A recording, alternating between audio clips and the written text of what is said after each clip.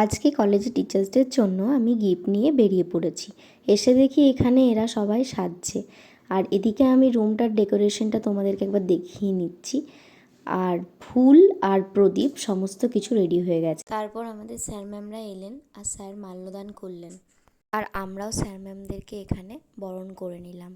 তারপর cake cutting হয়েছিল, কিন্তু সেই ভিডিওটা আমি নিতে পারিনি। এবার এখানে গিফট খোলা হচ্ছে, স্যার ম্যামদেরকে আমরা গিফটগুলো খুলে দেখতে বললাম। সব কিছুর পর আমরা অনুষ্ঠান শুরু করলাম, স্যাররাও বক্তৃতা দিলেন। তারপর এখানে ফটো তোলা হচ্ছিল। এবারে আমরা খাবার জন্য বসলাম। এই যে এখানে ছিল সিঙ্গারা, মিষ্টি, 2টো করে চকলেট।